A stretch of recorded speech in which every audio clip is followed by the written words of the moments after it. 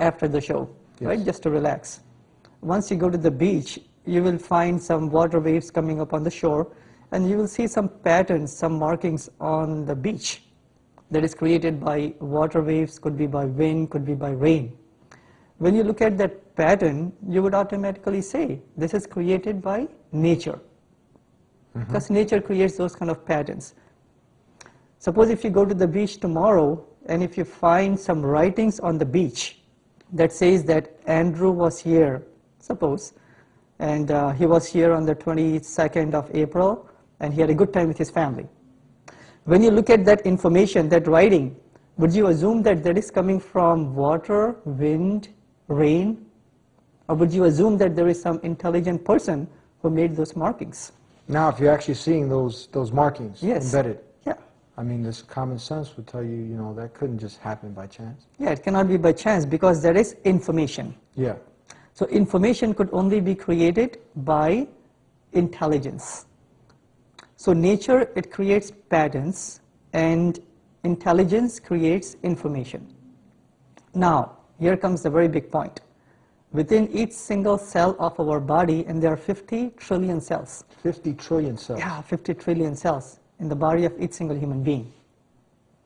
Within each single cell, there is a nucleus in which there are genes that are instructions of how a cell should function, how the body should function, all the organs, how they should function. So they are like the blueprint, the instruction manual within each cell in the nucleus. So if you take these instructions and write them in the form of a book, for example, you will have to fill up 900 books, 500 pages thick, each book. Wow. That's how much information is there within each single cell. In each cell? Each cell. The whole library. There's more than a library. I mean, just... Yeah, 900 books, 500 pages long, each book. So that is information. That is not some pattern. That is not something by wind, rain, hail, and all of those things. And as we have mentioned, if you see some markings, it has to be intelligence. If you see some information, it has to be intelligence. So within each cell is information. Where did that information came from? If it's not by nature, it has to be intelligence. You know, why can't it be just by random chance? You know, somehow in that primitive earth, things may have came about to be. An easy answer to that, Brother Eddie, would be, like suppose if you have a white wall or a white paper, if you start throwing ink at the white paper, the ink is not going to make letters and words and sentences and chapters. It's never going to happen no matter how many times that you throw the ink up there. Can't happen. It can't happen. So how can we imagine that 900 books could be formed by chance? Not at all. With very good instructions about how to maintain the cell, maintain the organs, and maintain the whole human body.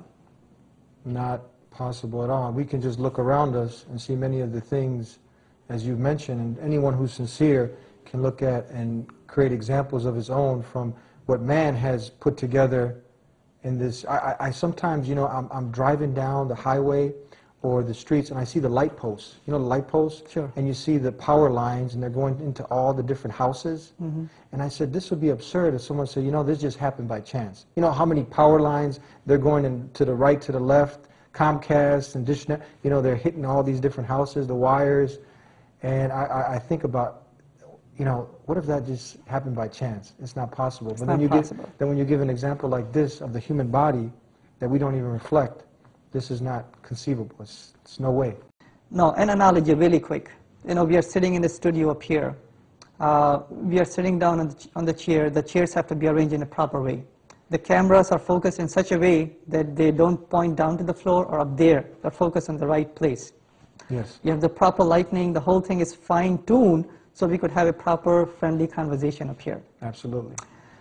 So as we are sitting down here, how come we are not floating? How come we are not, you know, crushed ourselves? That means there is enough gravity to hold us down in the right amount of gravity so we could sit down properly. Specifically here on the earth? Yes, on the earth. So suppose if the gravity was a little bit less, we would be floating, okay? Yes. Just imagine. Or if the gravity even is lesser, we'll be floating off into space. Yeah.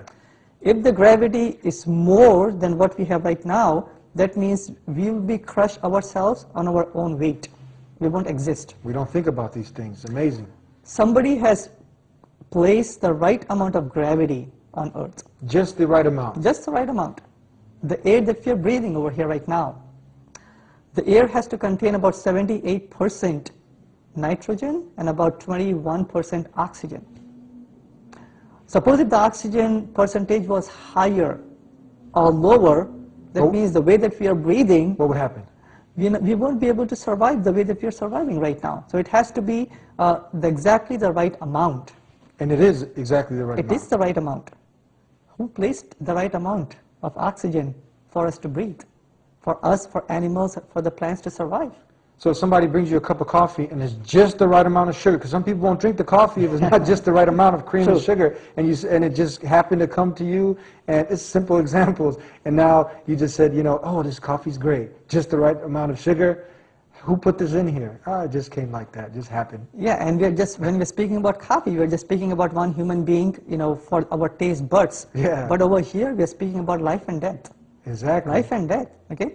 Same way, suppose if the shape of the earth and the distance between the earth and the sun, it is exactly the right distance.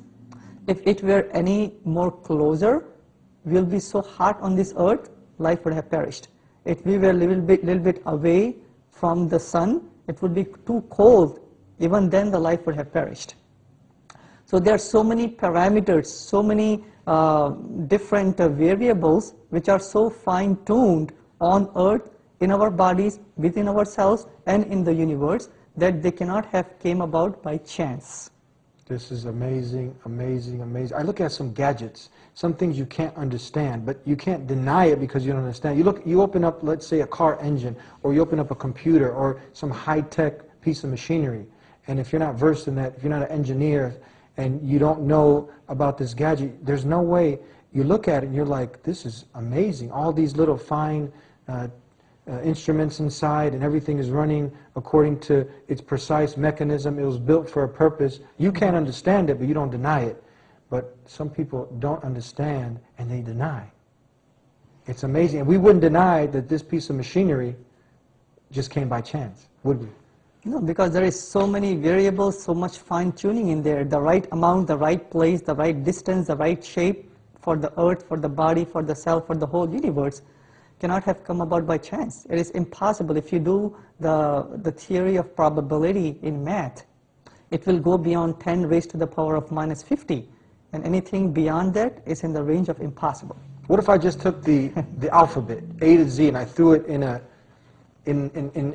a garbage, or I threw it in a pot, and then all of a sudden, what would be the chances if I just took A, and I took B, and I took C, and I just started taking them out? I threw them in there, shook it up, and it just lined up A to Z. Is this possible? Or for that example, suppose if you have a big jar with all the alphabets in there, if you throw the alphabets, they're not going to form letters, chapters, words, instructions. They're not going to do that, no matter how many times that you keep on throwing that. And how can we imagine the genetic code inside the body, the fine-tuning of the universe, all the small mini city inside the cell, running by itself, by chance, came about by nobody? That's not possible. Not possible. Yeah. We're almost running out of time, and we have made it to number 1.